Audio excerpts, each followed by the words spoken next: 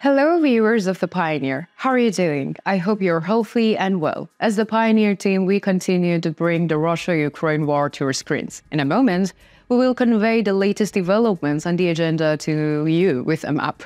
When we look at the latest reports, we observed an increase in the mobility on the front line. Although both armies are making efforts to expand their areas of dominance, there is no significant changes along the entire front line. So, what is the latest situation on the front line? Let's take a look together. As the Pioneer team, we continue to bring the developments regarding Russia-Ukraine war to your screens. Don't forget to subscribe to our channel and turn on notifications so as not to miss our daily map reports and reports on the agenda. I would also appreciate if you support me and my team by using the super thanks button below the videos. Let's start if you are ready, the Pioneer reports. Let's start our report by analyzing the latest developments in Robotyne sector of the Zaporizhia front line. When we look at the latest reports, we see that the areas that we can characterize as attacks areas or conflict areas in the region are largely protected.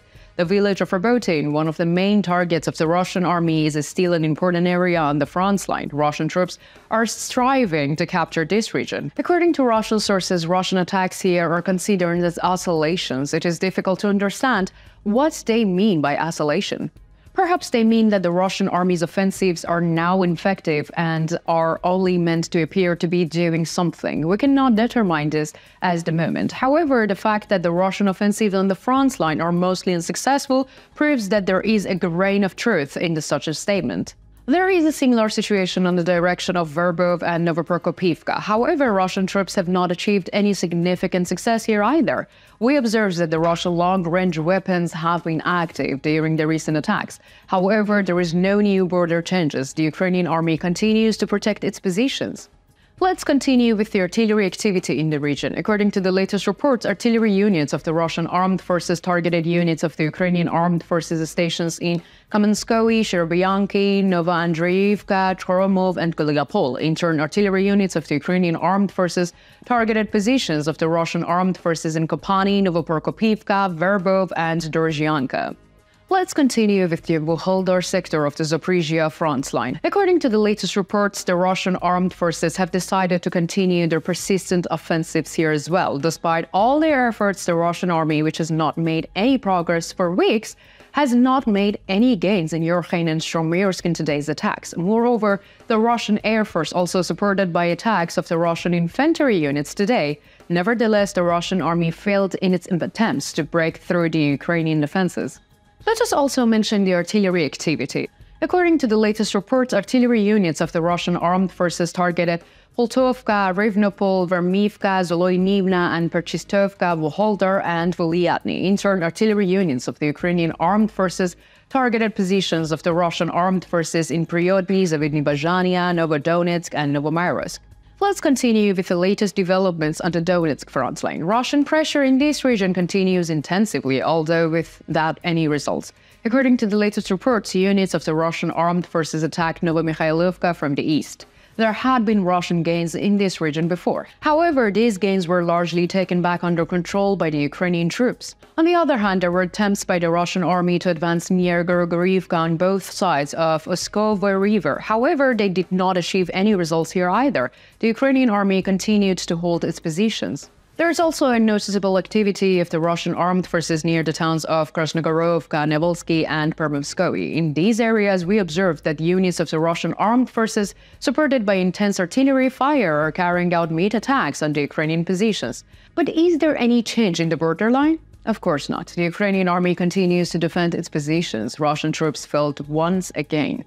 A series of offensive operations were carried out by the Russian army on the Ukrainian fortified area in Avdiivka, supported by long-range weapons from the southeast of industrial zones and from the northeastern front near the cooking plant.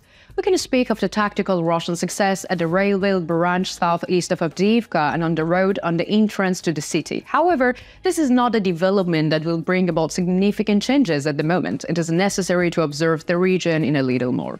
Following the bombardment by the Air Force, the Russian armed forces carried out attacks near Novobakhmutovka, which is controlled by the Ukrainian armed forces. We also observed a series of offensive actions by the Russian military near Novovokalinov, but the efforts are fruitless.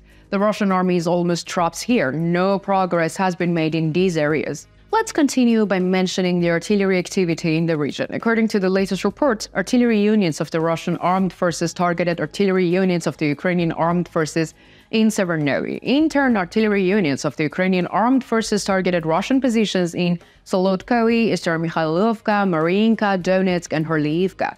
Now let's look at the Bakhmut front line. According to the latest reports, the Russian armed forces today continued their attacks on the dominant hills in the vicinity of Klishchiivka.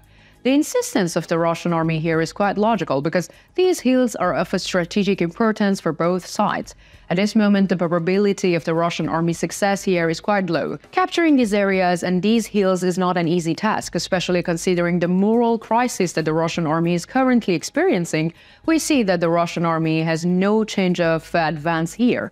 This situation will cause the Russian army to suffer more losses every day. However, we don't think that the Russian commanders will take this into account at the moment. Let's briefly touch on the latest situation on the Luhansk front line. According to the latest reports, units of the Russian armed forces carried out a series of offensive operations against Bologorivka with the fire support from the southeast and northeast. We are also seeing continued offensive actions in Sherbyanska forested area south of Dibrova in Yampoliivka, Turkinivka, and Sinkiivka. There have been fierce counter-conflicts here for some time. Recent reports indicate that the units of the Russian armed forces have captured several positions in Turkiivka and Sinkiivka. However, these positions are currently of no strategic value.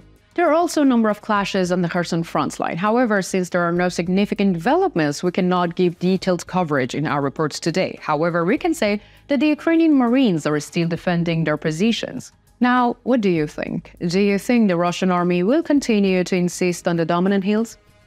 Who do you think has the advantage on the Zaporizhia front line? Do you think that the Russian army can get out of the situation on the Donetsk front line? Let me know in the comments. You know that I read and I care about all your comments.